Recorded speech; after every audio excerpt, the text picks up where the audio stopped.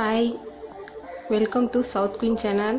இன்றைக்கி நாம் என்ன பார்க்க போகிறோன்னா, சீம்பால் எடுத்து வச்சுருக்கேன். நான் இந்த சீம்பாலில் நம்ம புட்டிங் செய்ய போகிறோம். புட்டிங் எப்படி செய்யறதுன்னு பார்க்கலாம். நான் ஒரு லிட்டர் பாலை நான் தனியாக பிரித்து வச்சுட்டேன். ஃபஸ்ட்டு நான் ஒன்றில் வெல்லம் சேர்த்து செய்ய போகிறேன். ஒன்று ஒயிட் சர்க்கரை இருக்குல்ல, சுகர், அது சேர்த்து செய்ய போகிறேன். அதுக்கு தேவையான இன்க்ரீடியன்ட் பார்த்திங்கன்னா சிம்பிள் தான், ஒன்றுமே கிடையாது. நம்ம சீம்பால் எடுத்து வச்சுருக்கோம். சர்க்கரை சேர்க்குறதுக்கு சர்க்கரை, வெல்லம் சேர்த்து செய்கிறதுக்கு வெல்லம், அண்ட் கொஞ்சோண்டு ஏலக்காய் எடுத்து வச்சுருக்கோம். அவ்வளோதான். இதுக்கு தேவையான இன்க்ரீடியன்ட் இதுதான்.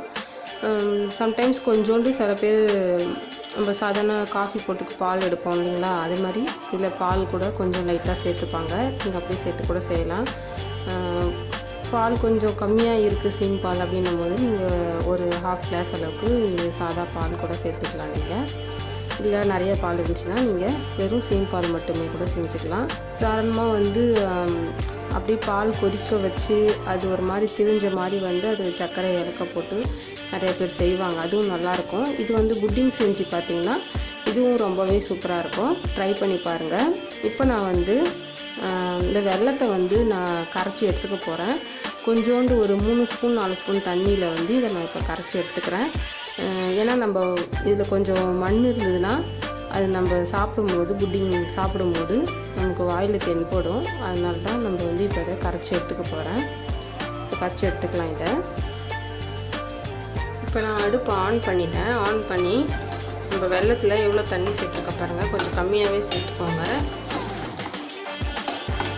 இது கொஞ்சம் கலந்து விட்டுட்டே இருங்க. ஏன்னா சம்டைம் நமக்கு இந்த வெல்லம் அடி பிடிக்கும். அதுக்கு தான் நம்ம கலந்து விட்டே இருந்தோம்னாக்கா, பக்கத்துலேயே இருந்து கலந்துட்டு இருந்தோம்னாக்கா அடி பிடிக்காது.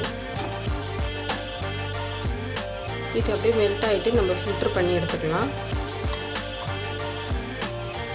இப்போது இதிலே நீங்கள் ஏலக்காய் சேர்த்து அதில் பாலில் போட வேண்டாம் அப்படின்னு நினச்சிங்கன்னா இதிலே ஏலக்காய் சேர்த்து நீங்கள் இதில் கொதிக்க வச்சுட்டு ஃபில்ட்ரு பண்ணும்போது இதோட சேர்த்து நீங்கள் ஃபில்ட்ரு பண்ணிக்கலாம்.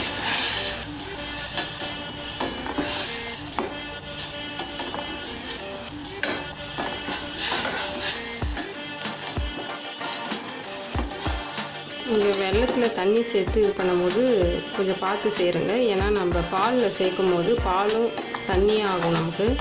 அதனால் உங்களுக்கு அதிகமாக தண்ணி சேர்த்துட்டிங்கன்னா கூட எந்த அளவுக்கு உங்களுக்கு வேணுமோ அந்த அளவுக்கு கொஞ்சம் பாயில் பண்ணி எடுத்துக்கோங்க. தண்ணி கம்மியாக ஆகணும் நமக்கு. பாலில் ரொம்ப தண்ணியாக இருந்ததுனாலும் நல்லா இருக்காது. அதனால் நீங்கள் இதில் தண்ணி சேர்க்கும் போது கொஞ்சம் பார்த்து சேர்த்துக்கோங்க. இப்போ நம்ம இந்த வெல்லத்தை நம்ம மெல்ட் பண்ணி எடுத்துக்கிட்டோம். இப்போ நம்ம எடுத்து வச்சுருக்க ஏலக்காயில் இதில் 2 போட போகிறோம்.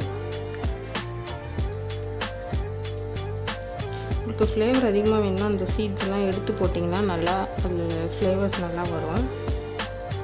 வேறு எதுவுமே நீங்கள் போட தேவையில்ல.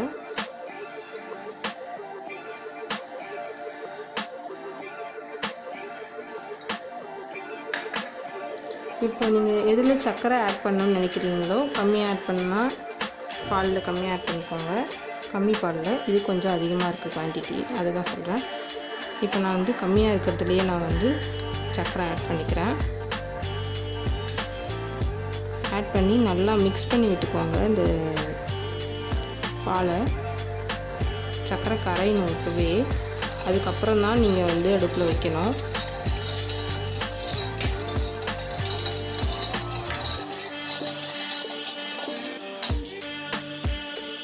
இன்னும் மறந்துட்டேன். இதில் என்னென்னா நம்ம இந்த அளவுக்கு கொஞ்சோண்டு நான் சால்ட் சேர்த்துக்கிறேன். இது பிங்க் சால்ட் சேர்த்துக்கிறேன். இதையும் சேர்த்துக்கிறேன். நமக்கு இந்த ஸ்வீட்டை கேரமல் பண்ணுறதுக்கு தான் நம்ம இது சேர்த்துருக்கோம். வேறு எதுவும் இல்லை. இது நல்லா மிக்ஸ் பண்ணிக்கலாம். அதே சமயம் இதில் நம்ம ஃபில்டர் பண்ணி நம்ம இந்த பாகை இதில் சேர்த்துக்க போகிறோம். சேர்த்துட்டு இதையும் நல்லா மிக்ஸ் பண்ணிக்க போகிறோம். இப்போ நான் இதை எடுத்து இதில் மிக்ஸ் பண்ணிக்கிறேன் ஃபில்டர் பண்ணி.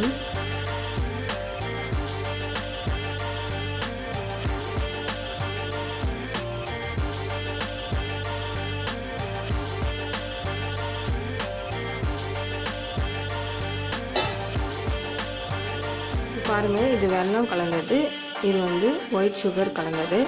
இது வெல்லம் கலந்ததால் கொஞ்சம் எல்லோவாக தெரியுது, அது கொஞ்சம் ஒயிட்டாகவே தெரியுது பாருங்கள். இப்போ நம்ம இதை வந்து குக்கரில் வைக்க போகிறோம். எப்படி வைக்கிறேன்னு உங்களுக்கு காட்டுறேன் பாருங்கள். நான் குக்கரில் தண்ணி கொஞ்சமாக வச்சுருக்கேன். தண்ணி வச்சுட்டு நான் இதில் இந்த ரிங் இருக்குல்ல, இந்த ரிங்கை இதுக்குள்ளே வச்சிடுறேன். நம்ம எந்த பாத்திரம் வேணால் வச்சுக்கலாம்.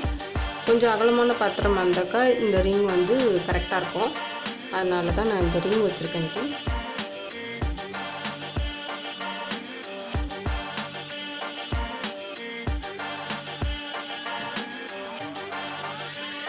இப்போ இதில் நம்ம வச்சுருக்க பால் நம்ம இதில் சேர்த்துக்கலாம்.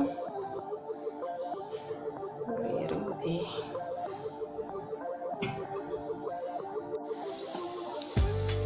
இப்போ நான் இதுக்குள்ளே தண்ணி வச்சு கொஞ்சம் ஹீட் ஆகுது. நான் இதுக்குள்ளே இந்த ரிங்கை சேர்த்துக்கிறேன். ரிங் சேர்த்துட்டு நான் மேலே இந்த பால் எடுத்து வச்சுருக்கோம்ல, அதை இதுக்குள்ளே வச்சுட்டு நான் உங்களுக்கு காமிக்கிறேன். இப்போ நான் ரெண்டுத்தையும் உள்ளே அடிக்கிட்டேன் பாருங்கள். நான் எனக்கு அந்த ரிங் பத்தலை உள்ளார வச்சது, அதனால் வேறு ஒரு தட்டு மாதிரி ஒன்று வச்சு அது மேலே நான் வச்சுருக்கேன். தண்ணி நல்லா பாயில் ஆகுது பாருங்கள். கொஞ்சம் சிம்மில் வச்சுக்கலாம். நம்ம சிம்மில் வச்சுட்டு இது வந்து விசில் இல்லாமல் நம்ம இப்போ மூடிக்க போகிறோம். இதை சும்மா அது காற்று போகாமல் இருக்கணும், அவ்வளோதான். இது ஒரு 15 to 20 மினிட்ஸ் கழித்து நம்ம இதை திறந்து பார்க்கலாம். இதெல்லாம் நம்ம இப்போ மூடி வச்சிட்டோம். இது கொஞ்சம் நேரம் கழித்து நான் உங்களுக்கு 15 to 20 மினிட்ஸ் கழித்து உங்களுக்கு நான் திறந்து காமிக்கிறேன். இதை ட்ரை பண்ணி பாருங்கள், ரொம்ப சூப்பராக இருக்கும். சீம்பால் கிடச்சதுனாலே நீங்கள் இந்தமாரி செஞ்சுட்டு பார்ப்பீங்க அடிக்கடி. இப்போ பாருங்கள், நான் அடுப்பு ஆஃப் பண்ணிட்டேன். திறந்து காமிக்கிறேன் எப்படி இருக்குன்னு பாருங்கள். இது நமக்கு ஜெல்லி மாதிரி இருக்கும். இது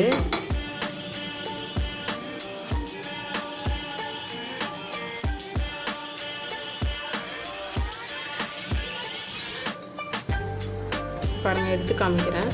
இது கொஞ்சம் தண்ணியாக இருக்குதுன்னு வச்சுக்கோங்களேன். ஏன்னா நம்ம இதில் வெல்லத்தில் தண்ணி ஆட் பண்ணி நம்ம இதில் சேர்த்துருக்கோம். அதனால் கொஞ்சம் இதில் இங்கே மேலே தண்ணியாக இருக்குது, வேறு ஒன்றும் இல்லை. இந்த மாதிரி தான் இப்படி கட்டியாக நம்ம தயிர்லாம் வந்து இருக்கும்ல, அந்த மாதிரி கட்டி கட்டியாக புட்டிங் தான் இருக்கும். புட்டிங் வந்து ஜெல்லி மாதிரி இருக்கும். நம்ம உள்ளே இருக்க சர்க்கரை வச்சு ஒன்று வச்சோம்ல, அது பாருங்கள். இப்போ இது வந்து சர்க்கரை அப்படியே ஆட் பண்ணதால் இதில் தண்ணி கம்மியாக இருக்குது. அதில் இருந்த தண்ணி மட்டும்தான் இருக்குது. நம்ம வெள்ளம்லாம் தண்ணி ஊற்றி சேர்த்ததால அது கொஞ்சம் தண்ணியாக இருக்குது. இது அப்படியே பாருங்கள், நல்லா இதுவாக இருக்குது. இது பாருங்கள், நல்லா கெட்டியாக இருக்குது. இந்த மாதிரி தான் இருக்கும். இதுதான் அதோட ஸ்டேஜு. இந்த மாதிரி நீங்கள் வந்த பிறகு இது அடுப்பு ஆஃப் பண்ணிக்கலாம். ஆஃப் பண்ணிவிட்டு இது சூடாக வேணும்னாலும் நீங்கள் சாப்பிட்லாம், இல்லை நீங்கள் சில்லுன்னு வேணுனாலும் இங்கே ஃப்ரிட்ஜில் வச்சு இதை சாப்பிட்லாம். இப்போ பாருங்கள், நான் தனியாக எடுத்து வச்சுருக்கேன். இது வந்து நம்ம ஒயிட் சுகர் போட்டு செஞ்சோம்ல, அது இங்கே பாருங்கள் எப்படி ஜெல்லியாக இருக்குது பார்த்தீங்களா, சூப்பராக இருக்கும்.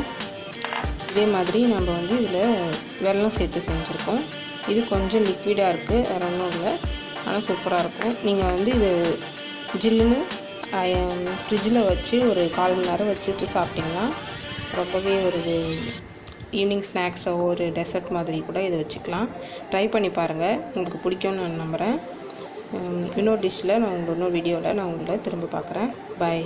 இந்த வீடியோ பிடிச்சிருந்தா லைக் பண்ணுங்கள், ஷேர் பண்ணுங்கள், மறக்காமல் சவுத் குயின் சேனலுக்கு சப்ஸ்கிரைப் பண்ணுங்கள். பாய்.